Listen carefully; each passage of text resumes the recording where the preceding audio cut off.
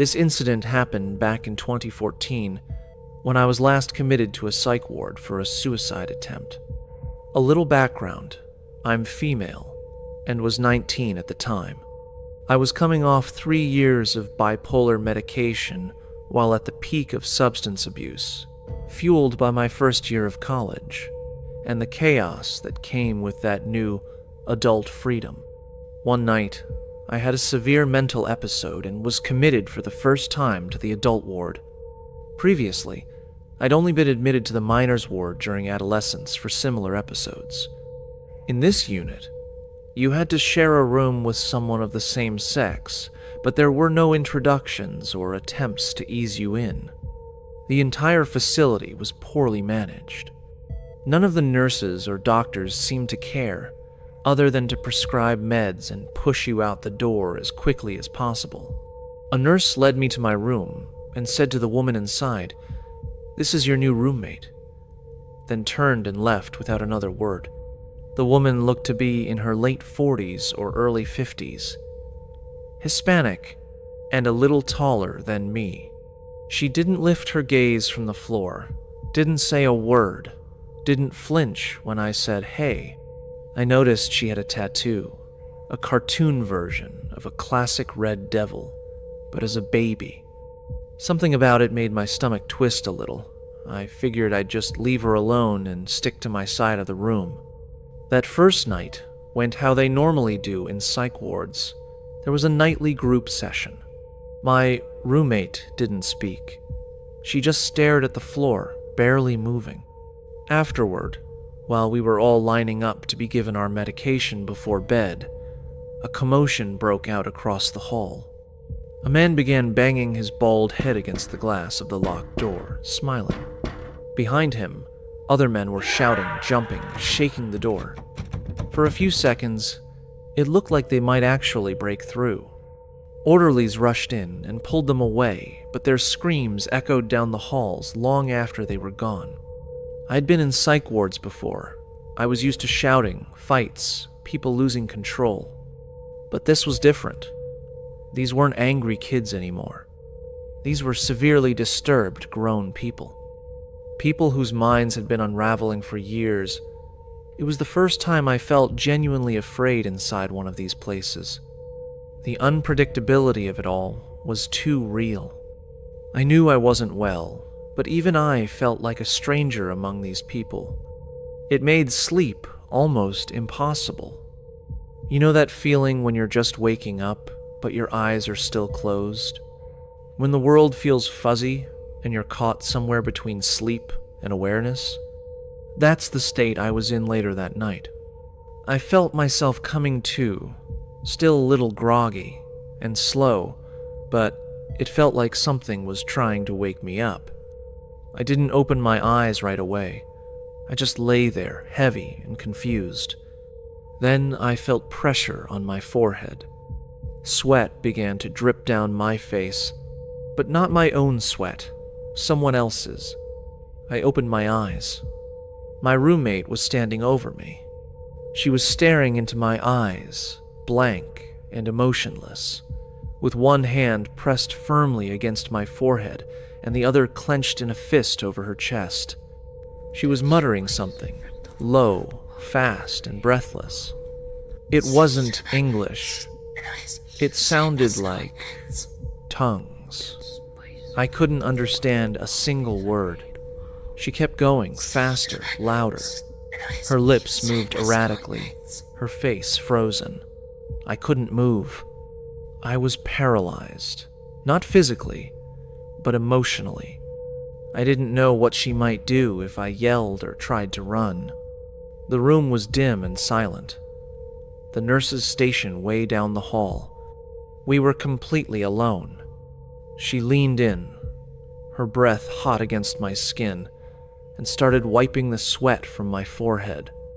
Her words tumbled out in a frantic stream, still gibberish, and still terrifying. Then she placed both hands on my forehead and started screaming. She shook me, violently, desperately, her voice now a shriek of chaotic syllables. Just as I was about to scream myself, the door swung open. A nurse stormed in and pulled her off me. The nurse didn't seem alarmed, just annoyed, like she was irritated that she had to actually get up and do something. She mumbled something like, "Don't worry, just go back to sleep," and led the woman out. I don't know how, but I actually fell back asleep after that and slept like a baby. The next day, she was gone. I never saw her again. I assume she was moved to the more severe ward. Thankfully, I was released later that same day. That incident has never left me, though. It became a brutal reminder that no matter how bad things get, they can always get worse. That there are deeper, darker places the mind can go. Places I never want to be near again. It forced me to take my mental health seriously. To this day, I sometimes wake up in the middle of the night, sweating, anxious, remembering her blank stare and those frantic words.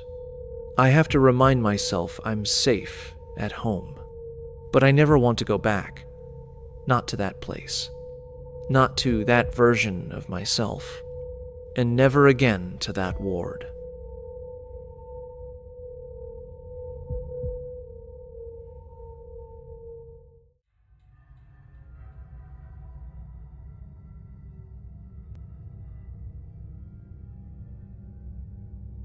Hello, people of Reddit, and YouTube too, if this story gets narrated. I'm a 21-year-old female with a whole bunch of baggage. I've struggled with my mental health my entire life, and last year I was admitted to an acute psychiatric hospital. I've only recently been discharged. Without blogging about my life, I went through some tough, dark times. Luckily, I managed to get out, and after 7 admissions, I'm ready to re-enter the world. My final admission was to a ward. I'll not name it for obvious reasons, but it was in the Midlands. I'd been there a couple of times before. I knew the staff and many of the patients. Sure, it was difficult and tumultuous at times, but most people did their best to make it as bearable as possible. The daily routine, at least in UK psych wards, is usually the same. Wake up, take meds, eat food, watch television, take meds, eat food, take a nap. Naps are optional. Eat food, take meds, go to sleep. You get the gist, right? It's boring as hell. So one day, I came back to my room just after breakfast to see Karen, the usual ward cleaner, standing in my room, staring out the window and looking fairly startled. Now, when you work as a cleaner on a psych ward, you see some shit, figuratively and literally, so I knew something was up. Hey Karen, what's going on? She explained that while she was cleaning my room, she'd seen a thin, middle-aged man wearing sunglasses and carrying a backpack walk past the room a couple of times. She said something seemed off about him. I sort of shrugged it off. He might have just been a lost patient. Those of us in the ward often look a bit off anyway, so I went about my day as usual. Then, around midday, I went to grab something from my window shelf and was suddenly face to face with that same middle-aged man. He was wearing sunglasses with a backpack. He was thin and kind of lanky. He didn't look especially freaky, just normal, which somehow made it worse. I freaked the fuck out and bolted from the room. The windows were tinted, so I'm fairly sure he couldn't have seen me, but it still gave me a proper scare. Over the next few days, a number of patients and staff members saw him stalking past various windows. That was especially strange, because the ward was fenced off, specifically so people couldn't get that close. We all wondered whether he was just some nosy wanderer, or if it was something a bit more sinister. 3 days after that first encounter, I'd kind of forgotten about the whole thing. That night, I went to bed with my window slightly cracked. It didn't open all the way, and the ward was often boiling hot. I'm aware this might have been my imagination, but I swear that around 1 a.m., I woke up to the sound of something tapping on my window. I tried to look through the glass, but it was dark outside, so all I could see was my own reflection staring back. Still, I slammed the window shut, completely freaked out, and went straight to the night staff to report it. That morning, a bunch of patients were complaining about weird noises during the night, tapping, and even heavy breathing outside their windows. One girl swore she heard someone trying to slide her window open further. Now, this was a psych ward, so I took it with a pinch of salt. But still, security was tightened for the next few days, and after that, we never saw the man again. But, yeah, creepy psych ward stalker. Let's not meet.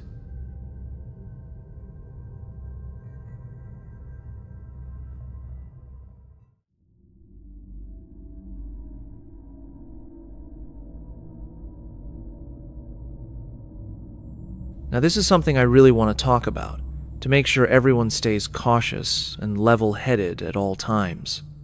Before I start, I just want to say that animal death is mentioned in this story. And I know some people are sensitive when it comes to animals and get triggered by that type of stuff. So, here is your warning to skip this story. Now, for context, I lived in the middle of nowhere in Canada. It was an old town, with quite a few abandoned buildings due to the lack of residents. My friends and I were tired of having no real entertainment, so we started exploring these forgotten places.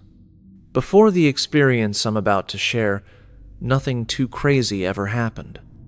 Occasionally we'd find strange things, a few drops of what looked like blood, or a pentagram someone had drawn on the floor, but nothing that ever truly scared us. Until the last time I went exploring.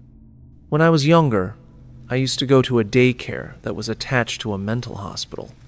Weird combination, I know. It had shut down years ago due to a lack of patients and kids. A few years back, when I was 15, I decided to return there with some friends. Most of them were around my age. When we arrived, it felt straight out of a horror movie. Fog drifted across the cracked pavement. It was getting dark, and a light drizzle misted everything around us. The main gate was padlocked shut, so we helped each other climb over it, making way too much noise as we laughed and joked, completely unaware of what was coming. We wandered through the small, broken-down playground with our flashlights. Even with their strong beams, the visibility was poor. Eventually, we made our way into the decaying building. Glass and dirt crunched under our shoes as we stepped into the daycare section. Scattered around were old Legos, splinters from ruined furniture, torn dolls, and forgotten toys. The deeper we walked into the daycare, the quieter we got. Soon, the only sound was the crunch of dirt beneath our feet. I spotted a plastic container of crayons in the corner and walked over to grab it, when suddenly, a loud crash echoed from behind a heavy metal door that led to the psych ward. We all froze and looked at each other. There were 5 of us, and most of the group was bold and cocky. My friend Brian broke the silence. "Let's check it out," he said. Personally, I didn't want to go anywhere near that door. But with this group, backing down wasn't really an option. We stacked up at the door and began pulling it open. It was rusted to the frame, and we had to heave it free. As it creaked open, the smell of rust and mold hit us hard, mixed with something else, something off. I couldn't place it at the time. We stepped inside, our flashlights sweeping every direction. Brian led the way. The hallway was tight, with rows of metal doors on either side, some still ajar. I started feeling claustrophobic. The air felt heavier. It got harder to breathe. Then Brian suddenly stopped and pointed his flashlight into one of the rooms. He froze, then stepped slowly inside. "What is it?" I asked. "I thought I saw someone, but it's fine now," he replied. I figured he was just trying to mess with us and raise the tension. Looking back, I don't think he was. He backed out of the room, and we kept going, deeper into the psych ward. Then, one of our friends whispered softly, "Wait a minute, guys." We froze. Far down the hall, we heard it. Soft, echoing footsteps. Light but fast, like someone darting barefoot through the corridor. We exchanged nervous glances, fear finally creeping in. Brian moved toward the sound. We actually considered leaving him behind for a second, wondering if we were dealing with a ghost or something worse. We couldn't just abandon him. As we kept moving, the feeling of being watched grew stronger. Eventually, we came to a room on the right. The smell hit us first, rot, thick and sour. Inside, lying in a dark pool, was a deer. Its innards were spilled across the floor, staining the concrete red. One of my friends couldn't handle it. He turned and vomited. That's when we heard it, whispering. Brian swung his flashlight toward the corner of the room, and that's when we saw him. A man was standing there, head down, muttering to himself. He had short hair and wore a bright green t-shirt smeared with what looked like blood. His beige pants were torn, his bare feet bruised and dirty. He twitched every few seconds, sharp, unnatural movements. He kept mumbling, even after the light from our flashlights hit him. We stared at him in stunned silence for what felt like forever, 30 seconds at least, before he finally moved. He looked up at us. His grin was wide. Way too wide. "You guys here for the feast?" he asked. Each word came out with a different tone, some cheerful, some almost angry. It didn't sound right. That was it. We turned and bolted. No plan, just pure panic. We ran all the way back to the daycare area. The heavy metal door was still open. We tried slamming it shut, but the rust and weight made it nearly impossible. It took 3 of us pulling with everything we had just to get it closed. And as we did, I caught one last glimpse of him standing in the hallway, his silhouette lit faintly by our flashlights. The only detail I could still make out was his grin. Those bright white teeth. We collapsed on the other side of the door, gasping for breath, staring at each other, checking to make sure we all saw the same thing. Then came the tapping. It was light and slow, just a faint tapping on the other side of the door. That was our sign. We were done. We ran. We didn't stop until we were out of the property, out of sight and far away. About a year later, police did a routine sweep of the area and found the man. Apparently, he had been a patient there before the facility closed. After being transferred, he escaped and had been living off the wildlife near the old complex ever since. When they brought him in, he was sick, really sick, from eating raw meat. His mental condition had worsened significantly. There were later rumors he killed someone in the forest while searching for food, but nothing was ever confirmed. All I can say is this: please be careful, especially in places like abandoned buildings. You never know who or what you might run into. And to that creepy man, in the corner of that abandoned psych ward building, let's never meet again.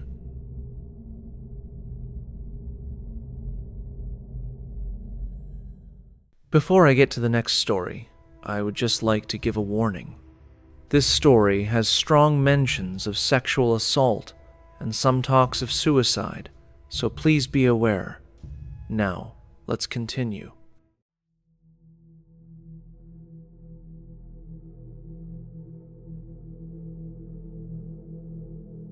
When I was 14, life got to be too much, and I spent 5 months in a psych ward. It was a miserable place, but what scared me most wasn't the illness, it was the abuse. Emotional, physical, and later, sexual. Some staff members would try to undress patients or linger in our rooms when we were naked, refusing to leave. Once, during a restraint, a nurse, who'd lied about his qualifications, groped me between my legs. No one believed us. No one listened. The only staff member I trusted was Derek. He was young, kind, with a laugh that made the hallway lights feel less harsh. He told stories about growing up in Ghana, about a parrot that answered the phone. He'd sit with us, painting his nails yellow while debating documentaries, his grin wide and guileless. To this day, the sight of yellow polish on dark skin sends a cold wire of panic down my spine. He seemed harmless, almost childlike. Everyone loved him. What haunts me most is that he walked in on 2 of my suicide attempts. Both times, he acted concerned, gentle, taking me to the nurses, murmuring reassurances. It could have been worse, I guess. Then, one day, he stopped showing up. Not long after, the police arrived. They pulled each of us aside, asking if we'd noticed staff acting inappropriately.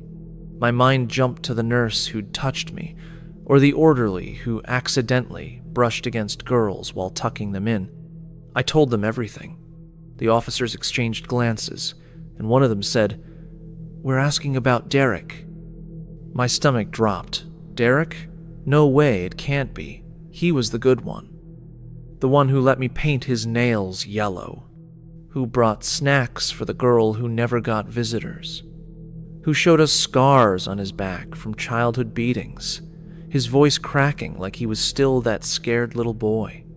But then, slowly, the cracks in his kindness began to show. The girl who'd sobbed for hours after he gave her a new phone. The patient who vanished overnight, right before Derek disappeared. The way he'd linger just a second too long when hugging certain girls. Years passed. I was discharged. I tried to forget. Then one of his victims died, and the memories came rushing back. I learned the truth. He'd raped one girl in her room after months of grooming her. Another, he dragged to a secluded area and forced himself into her mouth without warning. Both were already survivors of childhood abuse. Both had convinced themselves they'd imagined it. Now, another girl is dead, not by his hand, but close enough. The last surviving victim has tried to end her life multiple times. Derek's trial is ongoing, and I hope he rots. What he did wasn't just violence, it was predation disguised as kindness. A wolf who hid in the skin of the only person who ever made that hellhole feel safe.